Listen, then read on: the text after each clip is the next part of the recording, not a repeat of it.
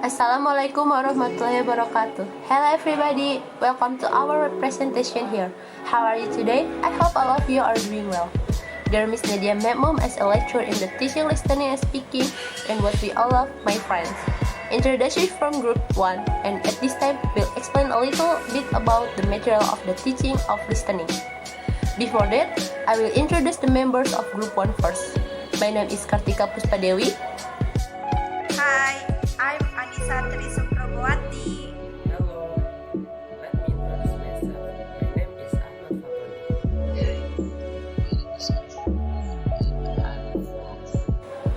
And we will accompany you for the next few minutes. To save time, we immediately start with saying Bismillahirrahmanirrahim. First is introduction. Courses in listening and speaking skills have a prominent place in language programs around the world today. Ever-growing needs for fluency in English around the world because of the role of English as the world's international language have given priority to finding more effective ways to teach English. The teaching of listening has attracted a greater level of interest in recent years than it did in the past. Now, university entrance exams, exit exams, and other examinations often include a listening component, acknowledging that listening skills are a core component of second language proficiency, and also reflecting the assumptions that if listening isn't tested, teachers won't teach it. Earlier views of listening showed it as the mastery of discrete skills or micro skills such as recognizing reductive forms of words, recognizing cohesive deficits in text, and identifying key words in a text, and that the skills should form the focus of teaching.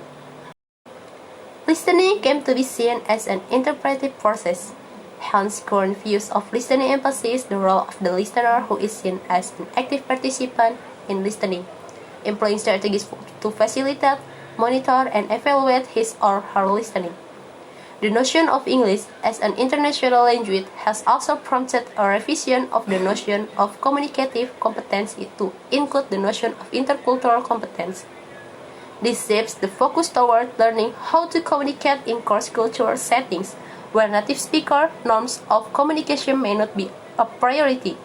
At the same time, it is now accepted that models for oral interaction in classroom materials cannot be simply based on the intuitions of textbook writers, but should be informed by the findings of conversational analysis and the analysis for real speech. And now, we will learn about the teaching of listening. The teaching of listening have two different perspectives.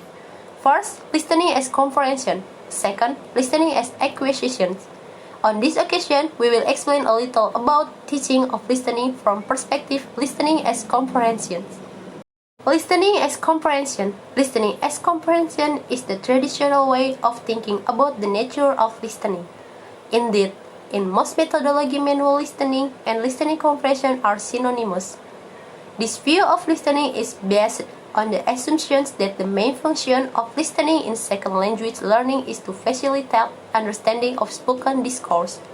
We will examine this view of listening in some detail before considering a complementary view of listening, listening as acquisitions.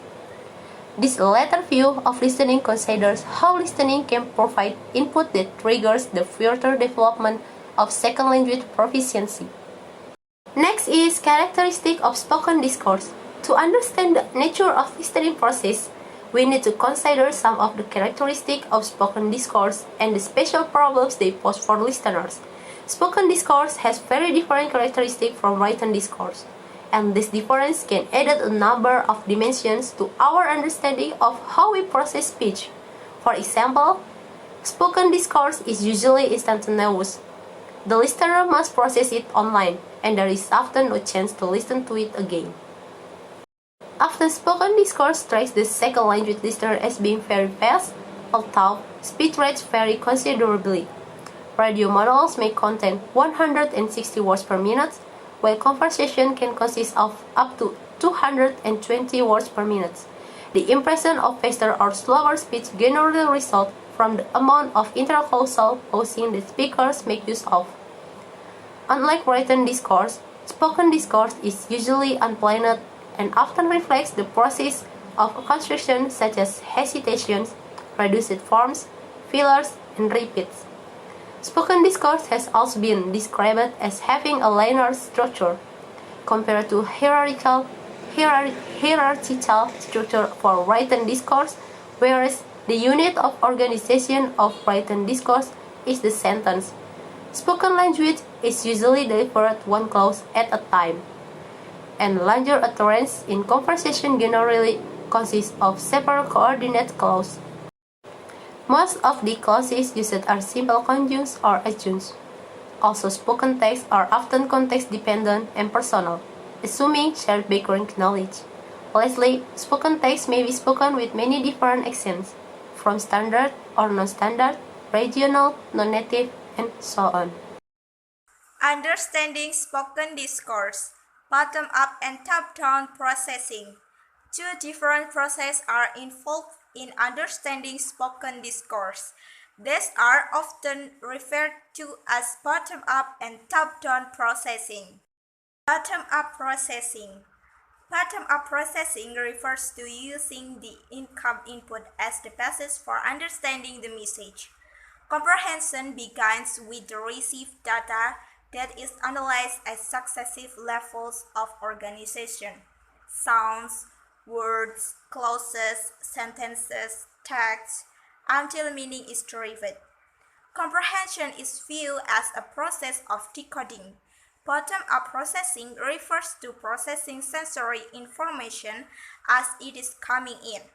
In other words, if I flash a random picture on the screen, your eyes detect the features, your brain pieces it together, and you perceive a picture of an eagle. What you see is based only on the sensory information coming in.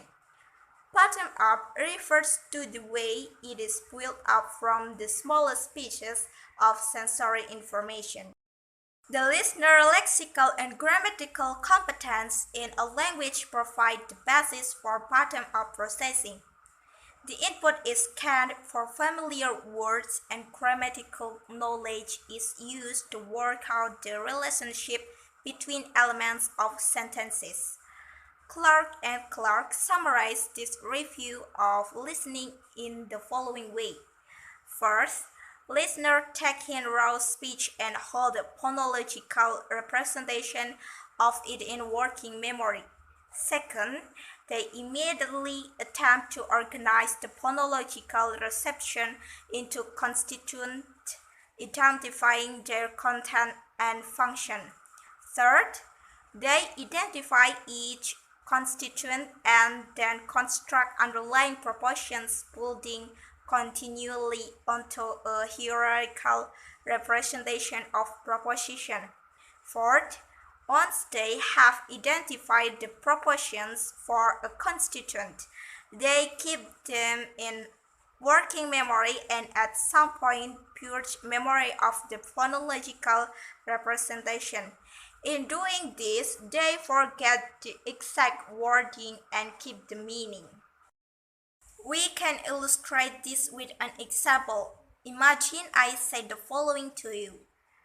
The guy I sat next to on the bus this morning on the way to work was telling me he runs a Thai restaurant in Chinatown. Apparently, it's very popular at the moment.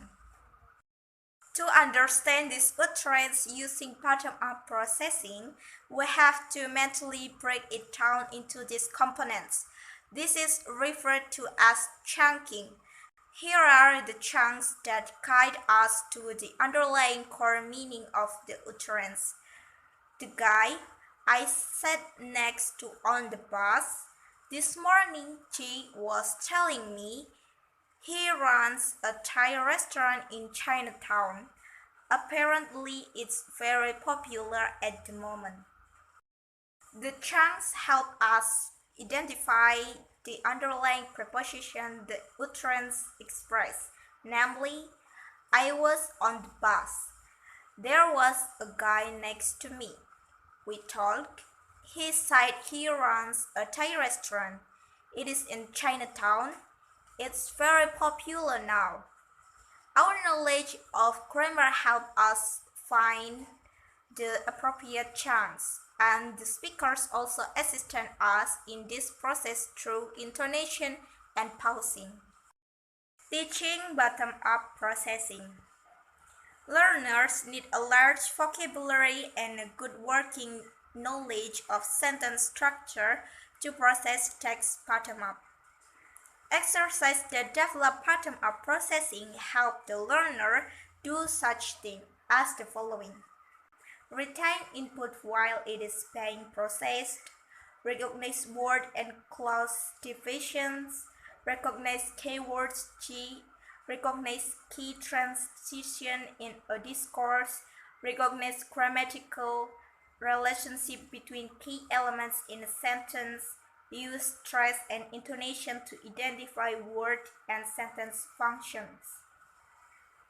Many traditional classroom listening activities focus primarily on bottom-up processing, with exercises such as dictation, close listening, the use of multiple choice question after a text, and similar activities that require close and detailed recognition and processing of the input. They assume that everything the listener needs to understand is contained in the input. Example of the kinds of tasks that develop bottom-up listening skill require listener to do the following kinds of things.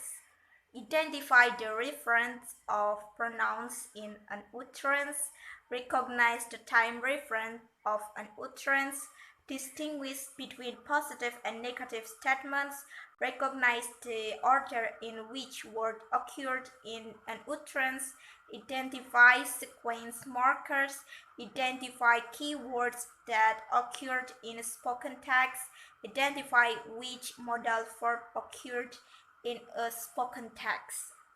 Here are some examples of listening tasks that develop the bottom-up processing. Example: the following exercise practice listening for word stress as a mark of information focus of a sentence. Students will listen to the question that have two possible information focus and use word stress to identify the appropriate focus. Now, look at the example. The words in italic are stressed. The student will hear a sentence and they have to identify the information focus. In the first example, the bank's downtown branch is closed today. Based on the sentence, the information focus are where and when. The second example is the city office open on Sunday. The information focus are where and when. And the last example, I am going to the museum today, and the information focus are when and where. Another example, the following activity will help students to develop the ability to identify keywords. The student will hear a sentence and they to have to identify the word on the sentence. Top-down processing, in the other hand, refers to the use of background knowledge in understand the meaning of language, whereas bottom-up processing goes from language to meaning, but top-down processing goes from meaning to language. The background knowledge required for the top-down processing may be various background knowledge about the topic of discourse, situational or contextual knowledge, or knowledge in the form of the schemata or script plans about the overall structure of the events and the relationship between them. For example, consider how we might to respond to the following youth trends. I heard on the news there was a big earthquake in China last night. On recognizing the word earthquake, we generate a set of questions for which we want to answer. First question, where exactly was the earthquake? Second, how big was it? Third, did it cause a lot of damage? Fourth, were many people killed or injured? And last, what rescue efforts are underway? This question guide us through the understanding of any subsequent discourse that we hear, and they focus our listening in what is said in response to the question. Consider the example. I imagine I say the following to a colleague at my office on morning. I'm going to the dentist this afternoon. This youth trend activates a schema for going to the dentist. The schema can be thought of as organized around the following dimension. The first is a setting. Example, the dentist office. The second, participant. Example, the dentist, the patient, and the dentist assistant. Third, goals. Example, have a checkup or replace a filling. Fourth, procedures. Example, injection, drilling, or rinsing. And the last is outcomes. Example, fixing the problem, pain, or discomfort. We have knowledge of dozens of topics and concepts, their associated meanings and links to other topics and concepts. In applying this prior knowledge about things, concepts, people, and events to particular youth trends, comprehension can often proceed from top down. The actual discourse heard is used to confirm expectation and to fill out details. Okay, consider the meaning of the expression good luck and how its meaning would differ if said as a respond to each of the following statement. Example, I'm going to dentist, or I'm going to a job interview. The meaning of good luck differs according to the situation we mentally refer it to and according to background knowledge we bring to each situation when it is used. Okay, next. Teaching top-down processing. Exercise the required top-down processing develop the learner ability to do the following. Use the key word to construct the schema of a discourse. And the second, infer the setting for a text T, infer the role of the participant of their goal. Next, infer cause or effects, infer understand detail of situation. And last, anticipation question related to the top or situation. The following activity develop top-down listening skills. Example, first, students generate a set of questions that they expect to hear about a topic, then listen to see if they are answered. Secondly, students generate a list of things they already know about a topic.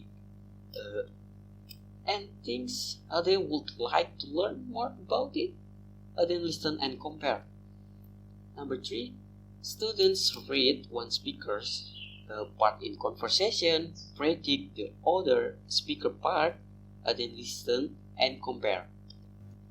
The next, student read a list of key points to be covered in a talk, then listen to see which ones are mentioned. Student listen to part of a story, complete the story ending, then listen and compare endings.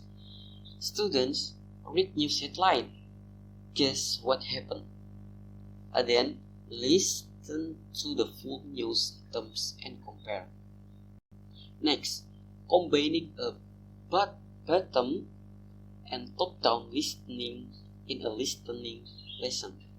To extend to which one or the other dominates depend on the listener familiarity with the topic and content of a text, the density of information in a text, the text type, the listener purpose listening.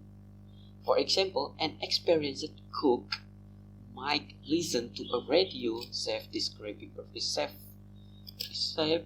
for cooking chicken to compare the chef recipe with her own. She has a precise schema to apply to the text and listen to register similarities and differences. She makes more use of top-down processing. However, a novice cook listening to the same program might listen with much greater attention, trying to identify each step in order to write down the recipe. Next, a typical lesson current teaching material involves 3 parts of sequence consistent of pre-listening, while listening, and post-listening, and contain activity that link bottom-up and top-down listening. The pre-listening best prepares the student for both top-down and bottom processing through activity involving activated prior knowledge, making prediction, and reviewing key vocabulary. The while listening best focus on comprehension through exercise that requires selective listening, case listening, sequencing, and so on. The post-listening is typically involves a response to comprehensive and may require students to give opinion about a topic. However, it can also include a bottom-up focus. If the teacher and the listener examine the text or part of the text in detail, focusing on section that student couldn't follow, this may involve a micro-analysis of section of the text to enable students to recognize such features as blanks, that is word, ellipses, and other features of spoken discourse that they were unable to process or recognize. Thank you. That is presentation of Group 1. If you have a question, you can comment below. Thanks for your attention. We are from Group 1. See you next time. Bye-bye.